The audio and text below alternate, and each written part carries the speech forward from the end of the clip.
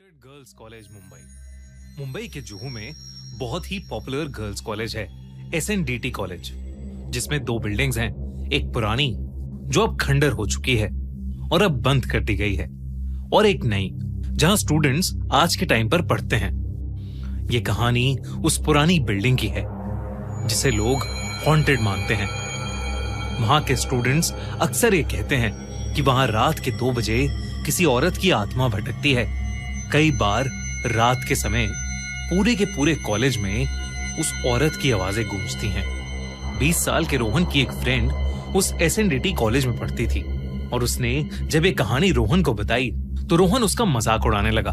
अपना मजाक बनते देख रोहन की फ्रेंड ने उसे वहां रात में जाने का चैलेंज दिया। रोहन भूत प्रेत में नहीं मानता था, इसलिए वो तुरंत रेडी हो गया। उसने अपने बहुत अच्छे दोस्त विशाल के साथ मिलकर उस कॉलेज की पुरानी बिल्डिंग में जाने का प्लान बनाया। रात के 1:30 बजे वो लड़के अपने हाथों में फ्लैशलाइट लेकर कॉलेज की बैक एंट्रेंस से अंदर घुसे और धीरे धीरे उस पुरानी बिल्डिंग की तरफ बढ़ने लगे। बिल्डिंग की हालत इतनी खराब थी कि विशाल को तो उसे देखकर ही डर लग रहा था। उस बिल्डिंग की सब दीवारों पर झाड़ियां उगाई थीं। हर जगह मकड़ी के जाले थे, और जंग लगे दरवाजों को खोलते ही उसकी आवाज से ही उनकी हालत खराब हो गई। पेड़ों से घिरी उस बिल्डिंग में एक अजीब सी शांति थी। हर कदम पर वो लड़के अपनी दिल की धड़कनों को सुन सकते थे। इतनी शांति। वो उस बिल्डिंग के अंदर घुसे और अलग अलग कॉरिडोर से गुजरने लगे। वो पुराने लेक्चर हॉल्स, पुराने क्लासरूम्स देख रहे थे कि अचानक एक क्लासरूम से उन्हें एक औरत की आवाज आई। ऐसा लग रहा था जैसे वो कोई टीचर है और मल्टीप्लिकेशन की टेबल बोल रही है। 2 एकम 2, 2 दूनी 4, 2 तिया 6, 2 चौके 8। विशाल उस आवाज को सुनकर बेहद घबरा गया, लेकिन रोहन को लगा कि शायद उनके साथ कोई मजाक कर रहा है।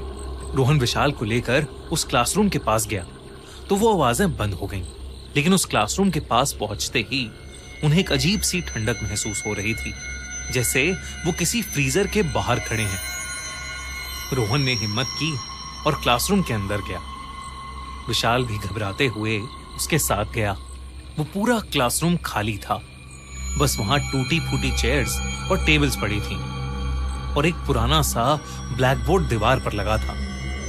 रोहन ने विशाल को कहा कि उस कॉलेज में कुछ नहीं है और ये आत्मा होने की कहानी सिर्फ एक अफवाह है। लेकिन तभी उस औरत की आवाज फिर से उस कमरे में गूंजने लगी, इस बार जोर जोर से, जैसे वो औरत गुस्से में हो। 2 एकम 2, 2 दूनी 4, 2 तिया 6, 2 चौके 8। आवाज धीरे धीरे तेज होती जा रही थी।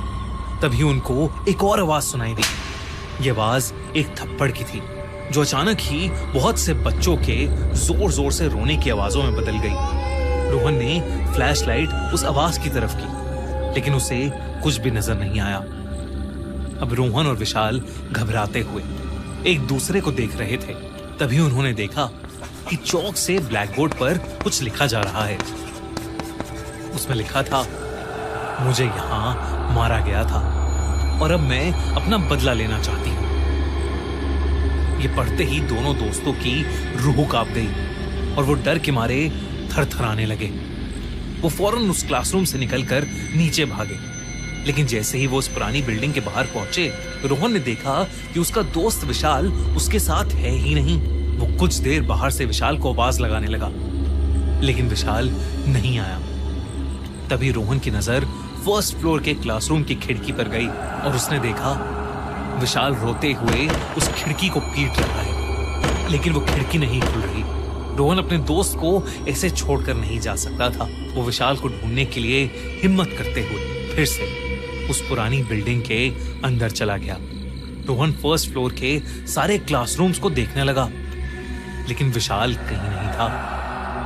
अचानक बाहर तेज बारिश शुरू हो गई और बिजली कड़कने लगी। डर के मारे रोहन की आंखों में आंसू आने लगे थे। तभी उसे उस औरत की आवाज फिर से आई। 2 एकम 2, 2 दूनी 4, 2 तिया 6, 2 चौके 8। उस क्लासरूम से जिसमें वो पहले गया था, हिम्मत करके जब वो वहां पहुंचा तो रोहन के होश उड़ गए। विशाल क्लासरूम में नीचे बैठा रोता हुआ किसी औरत को देखता हुआ 2 की टेबल बोल रहा था। 2 एकम 2, 2 दूनी 4, 2 पिया 6, 2 चौके 8।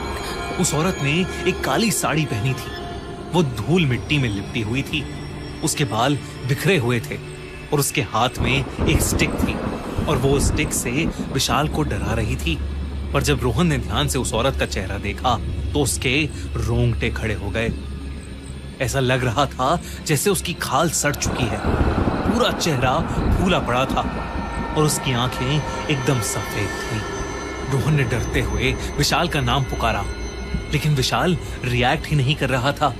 तभी उस औरत का ध्यान रोहन पर गया।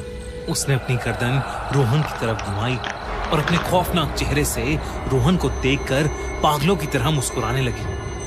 वो अपनी चेयर से उठी और धीरे धीरे रोहन की तरफ आने लगी। रोहन घबराकर नीचे भागा, लेकिन सीढ़ियों पर उसका पैर फिसल गया और वो सीढ़ियों से नीचे गिरकर बेहोश हो गया। कुछ देर बाद रोहन की आंख खुली तो वो विशाल के फ्लैट पर था। विशाल ने कहा कि जब वो उस पुरानी बिल्डिंग से बाहर निकला तो रोहन उसके साथ नहीं था और फिर उसने रोहन को फर्स्ट फ्लोर की खिड़की पर दर्द में चिल्लाते हुए देखा। विशाल ने कहा कि क्योंकि वो जगह भूतिया थी इसलिए उसने अपने बाकी 2 दोस्त वहां बुलाए और रोहन को उनके साथ ढूंढने अंदर आया और तब उसने देखा कि रोहन सीढ़ियों के पास बेहोश पड़ा है। उस औरत की टेबल, पढ़ने की आवाजें और बच्चों के रोने की आवाजें पूरी बिल्डिंग में गूंज रही थीं, जो कि उस रात सबने सुनी। इसलिए वो देरी ना करते हुए रोहन को ऑटो में बिठाकर विशाल के फ्लैट पे आए। रोहन ये सब सुनकर शॉक था। उसने अपने साथ हुआ पूरा किस्सा सबको बताया।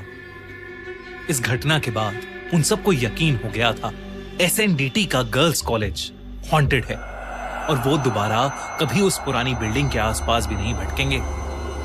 SNDT गर्ल्स कॉलेज अब भी फंक्शनल है और वहां के स्टूडेंट्स आज भी इस कहानी से डरते हैं। कहा जाता है कि उस टीचर की आत्मा अब भी वहां भटक रही है अपना बदला लेने के लिए।